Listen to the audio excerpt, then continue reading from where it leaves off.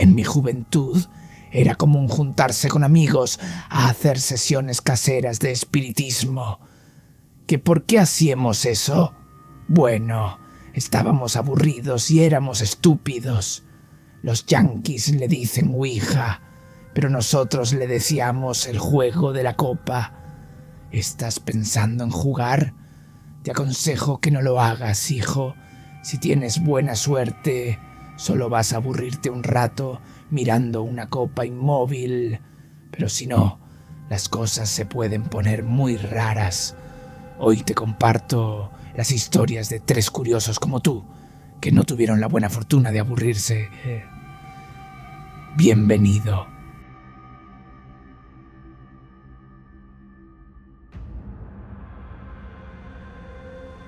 Necesito contar una experiencia que tuve con mi grupo de amigos. La policía cerró la causa como bullying, pero nosotros sabemos la verdad. No voy a decir nuestros nombres reales y tampoco dónde vivo exactamente. Solo diré que es una zona de monoblocks al oeste, ahí donde el asfalto se termina. Esa noche éramos 5, el Turco, Fede, Leo, Matías y yo. Fue idea del Turco. Estábamos sin internet y aburridos, y sacó una cartulina vieja y escribió el abecedario con un fibrón negro. Sí, no y adiós. Puso una copa de vidrio invertida en el centro. Al principio fue una joda. Nos reíamos. ¿Hay alguien ahí?, preguntaba Leo haciéndose el gracioso. La copa se movía torpemente hacia el sí. «¡Sos vos! ¡Saca la mano!», le gritábamos. Pero después de un rato la risa se acabó. Nadie estaba empujando. Lo sé porque sentí la electricidad estática en el aire. La copa vibraba bajo los dedos, como si tuviera un motorcito adentro. Esa noche contactamos a alguien. Cuando preguntamos quién era, deletreó VECINO. A la semana siguiente nos juntábamos casi todas las noches. Se volvió un vicio. La entidad dejó de responder pavadas y empezó a atacar donde duele.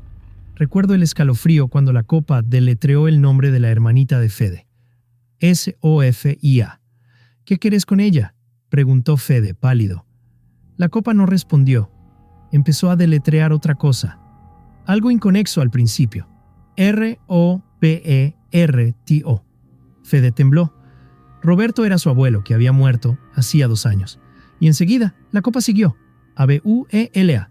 LADRON. Fede sacó el dedo como si le hubiera dado una patada de corriente. Se puso a llorar ahí mismo. Resulta que habían desaparecido unos $, de la casa de su abuela hacía meses. Todos culparon a un pintor que estaba trabajando ahí, y el hombre perdió su trabajo. Pero había sido Fede, nadie más lo sabía. En noviembre, el juego se volvió más real todavía. Estábamos en la vereda y escuchábamos ese sonido. Como si alguien arrastrara la copa por el asfalto, pero no había nada. Empezamos a tener pesadillas, todas parecidas. Era de noche y algo nos seguía por un bosque y al final estaba Mati. Mati dejó de comer. Se consumió. Me confesó una tarde que ya no podía dormir. «Me toca, boludo», me dijo mirando el piso. Siento que se sientan en los pies de la cama. Me respira. Me dice que me vaya con él. Ya asustados quisimos revertir de alguna manera lo que habíamos hecho. Rompimos todo, pero al día siguiente, Mati llegó con una copa nueva. Dijo que teníamos que jugar, que el vecino estaba enojado porque cortamos la conexión sin despedirnos y no lo iba a dejar en paz. La última sesión fue a mediados de enero. El olor en la habitación era a encierro y a humedad vieja, aunque estaba todo abierto. La copa empezó a girar en círculos, rápido. Nos costaba seguirla con el dedo sin que se nos escapara del tablero. De repente paró en seco. SANTI. Era el segundo nombre de Mati, el que nadie usaba. Luego fue al VENI. Mati levantó la vista. No tenía expresión. Sus ojos estaban vacíos, como si le hubieran apagado la luz por dentro. Parecía un muñeco. No dijo nada. Ni una palabra. Solo se quedó mirando la copa con esa cara de nada que me heló la sangre. Y entonces se escuchó un crack. Seco. La copa no explotó, simplemente se partió al medio. Limpia, como si alguien invisible la hubiera apretado. El miedo nos ganó. Fue instinto animal. Salimos corriendo de la habitación atropellándonos. Lo dejamos ahí, sentado frente a la copa rota, en silencio absoluto. Me arrepiento mucho de no haberme quedado, pero me ganó el miedo. Me encerré en mi casa. Unas horas después me sonó el celular. Era la madre de Mati, a los gritos diciendo que estaban en el hospital. Fuimos todos y la encontramos en la guardia llorando. Nos contó que un tipo que pasaba por el campito vio algo raro en los árboles. Mati se había subido a una rama alta con un cable. Lo había hecho todo en silencio. Pero la rama estaba podrida y se quebró antes de que la soga tensara del todo. Cayó de 3 metros de cabeza contra la tierra seca. Tuvo daño cerebral severo. No saben si fue por el golpe o por el tiempo que estuvo sin oxígeno antes de caer. Al principio no hablaba, no reconocía a nadie. Ahora está mejor, ya salió de la internación y está en su casa. Pero le dan un montón de pastillas. La policía archivó todo como intento de suicidio, pero nosotros sabemos la verdad. No sabemos si tendríamos que contarle a su mamá lo que pasó. Nos da miedo y un poco de culpa. ¿Tendría sentido hacerlo? ¿Lo ayudaría en algo? Si les da curiosidad jugar a la copa, no lo hagan.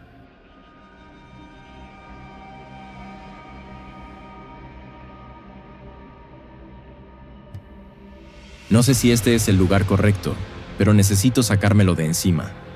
Si alguien sabe de estas cosas, por favor, díganme qué hacer.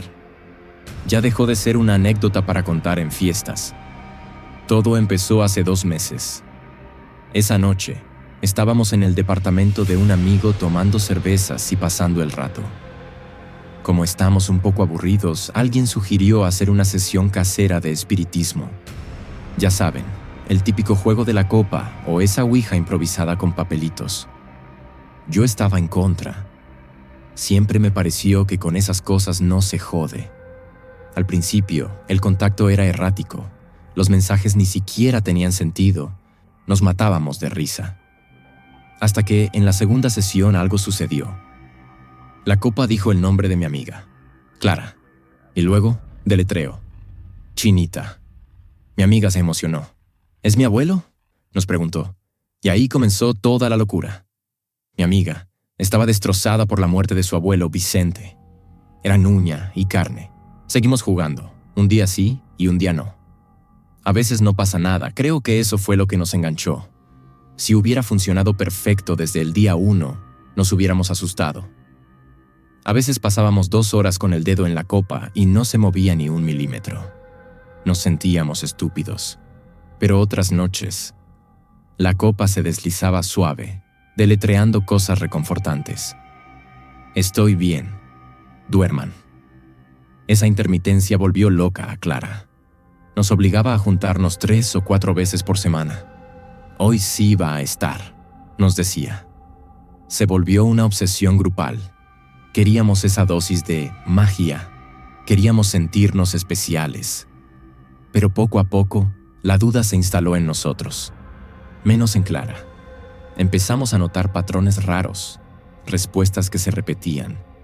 Así que, hace 2 semanas, decidimos ponerlo a prueba. Javi, que ya estaba harto de perder noches de estudio moviendo un vaso, propuso hacer preguntas trampa.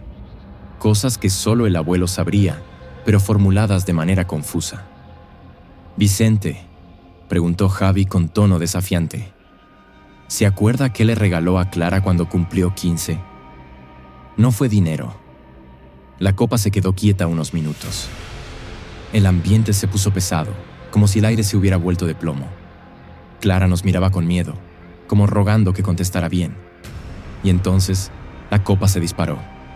Empezó a girar en círculos violentos. Deletreó J-A-J-A-J-A-K-A.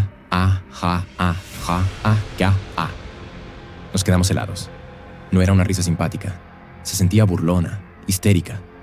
Javi intentó sacar la mano, pero la copa se detuvo en seco y señaló directamente hacia él. Lo que vino después fue horrible. La copa deletreó J-A-A-V-I M-E-N-T-I-R-O-S-O P-U-T-O. El silencio que hubo en esa mesa fue ensordecedor. Javi se puso pálido, casi verde. Nadie sabía eso. Lo sospechábamos, obviamente, pero no era algo que se hablara en el grupo. Era su secreto mejor guardado. Clara, en su negación ciega, intentó defenderlo. «No es él, algo interfiere», gritaba llorando. No, por favor, basta. ¿Qué querés? ¿Qué necesitas?» La copa, tras humillar a Javi, cambió de tono abruptamente. Se movió lento, casi dulce. F-L-O-R-E-S. ¿Flores?, pregunté yo, confundido. ¿Querés flores? La copa se quedó quieta. Fin de la sesión. A pesar de lo de Javi, Clara nos rogó una vez más.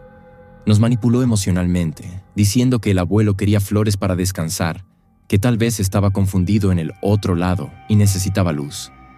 Javi ya no quería jugar, pero accedió solo porque le daba miedo dejar a Clara sola con esa cosa. La última sesión llevamos un ramo de flores blancas y lo pusimos en la mesa. El ambiente era irrespirable. Olía a cobre, a sangre vieja. Después de las invocaciones rutinarias, Clara susurró: «Trajimos las flores, Nono». La respuesta fue inmediata y violenta. La copa vibró, zumbando sobre la madera, marcó el no y luego deletreó: C-E-M-E-N-T-E-R-I-O. «¿Al cementerio?», pregunté, sintiendo un nudo en el estómago. «Vengan», Javi gritó. «Ni en pedo. No fuimos al cementerio, por supuesto, pero el daño está hecho». Clara no habla, está como deprimida. Y yo siento que no haber ido al cementerio fue un error, que lo dejamos esperando.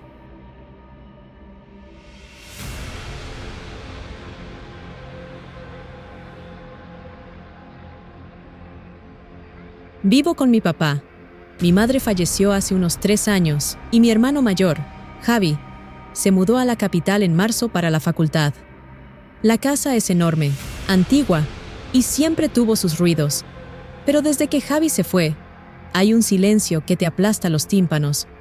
O al menos, eso creía al principio. Todo se comenzó hace un mes, cuando mi mejor amiga, Sophie, se quedó a dormir. Ella es la clásica chica sensitiva. Anda siempre con sus piedras de cuarzo, tira el tarot y habla de energías. Yo la adoro, pero la verdad siempre fui re escéptica con sus mambos. Esa noche estábamos en mi pieza maratoneando series. Serían las 3 de la mañana. Yo ya cabeceaba del sueño, cuando ella se sentó de golpe en la cama, dura como una estatua. «Hay alguien en el pasillo», susurró con la voz quebrada. Yo bufé y me tapé hasta la cabeza. «Es mi viejo yendo al baño, Sophie. Cortala». «No, boluda, no camina. Se arrastra». Y está parado justo en la puerta de Javi. Me levanté de mala gana, prendí la luz del pasillo y obviamente no había nada. Me burlé de ella para bajar mi propio miedo. Le dije que dejara de flashear. Cuestión que no pegó un ojo en toda la noche. A la mañana siguiente se fue tempranísimo, pero antes de irse me tiró una frase que me dejó helada. «No pienso volver a pisar tu casa mientras esa cosa negra siga colgada en el techo del pasillo». Al principio pensé que lo hacía para llamar la atención, pero a los pocos días empecé a sentirlo yo. Primero eran pavadas que podés racionalizar. Una sombra por el rabillo del ojo mientras lavaba los platos. La sensación de que te respiran en la nuca cuando te estás bañando con los ojos cerrados. Me repetía: «Es sugestión, Sophie te quemó la cabeza». Pero la semana pasada la cosa cambió de nivel. Mi papá trabaja hasta tarde para no estar en casa, así que estaba sola, estudiando en el living. Escuché claramente cómo rechinaba la manija de la habitación de mi hermano. Luego, pasos, no pasos de zapatillas, sino el sonido de piel húmeda pegándose contra la madera del parquet. Plap, plap, plap. Me levanté y fui a ver, temblando. La puerta estaba abierta de par en par. Adentro, el aire estaba helado, un frío que te calaba los huesos, nada que ver con el resto de la casa. Y en el espejo del ropero, vi una mancha. Pensé que era suciedad, pero era como una sombra estática, altísima y deforme, reflejada detrás de mí, en la esquina de la habitación. Me di vuelta a los gritos y no había nadie. Ayer llamé a Javi. Traté de sonar casual, preguntándole qué onda, qué habían hecho en la casa antes de irse. El muy idiota se rió. «¿Por qué me preguntas? ¿Encontraste algún preservativo usado por ahí?», bromeó. Le insistí. No sabía cómo decirle, así que le pregunté si no había visto algo raro en su cuarto. Se empezó a reír y me dijo que no. ¿Raro como qué?, me interrogó. ¿Te pasó algo? Le conté, llorando de verdad, lo de las sombras, el frío y los pasos mojados. Se quedó callado un momento largo, y después soltó la bomba como quien te cuenta que fue al súper. Ah, mira. En enero, cuando el viejo se fue de viaje, cayeron los pibes. Nos pusimos a joder con el juego de la copa en mi pieza. Fue una boludez. Nos cagamos de risa un rato. Le pregunté si había pasado algo raro ese día. Me contestó que, nah, ni ahí, bajando la voz. Pero me contó que el juego se hizo re largo. La cosa se puso re densa. Empezó a deletrear cosas sin sentido y decía que no se quería ir. Su amigo el Colo se asustó y revoleó la copa contra la pared. Se rompió todo. Ahí terminó. Se hacía el canchero por teléfono. Me dijo, no le des importancia, es todo psicológico tuyo. Le corté con una bronca que no me entra en el cuerpo. Mi papá es muy escéptico y racional. No ha visto nada y me dice que los ruidos son las cañerías viejas dilatándose. No me cree y tampoco le importa mucho indagar. Piensa que tengo estrés por las cosas de la escuela, pero anoche la vi otra vez. No estaba en el cuarto de Javi, estaba en el mío. Acá viene mi pregunta para ustedes. Tengo miedo real de que esto me lastime físicamente. Me puse a investigar y vi que la copa es como un portal, supuestamente. Y que si una sesión no se cierra, queda abierto. ¿Debería conseguir un tablero y pedirle formalmente que se vaya? Tal vez sea una idea estúpida, pero no se me ocurre qué más hacer.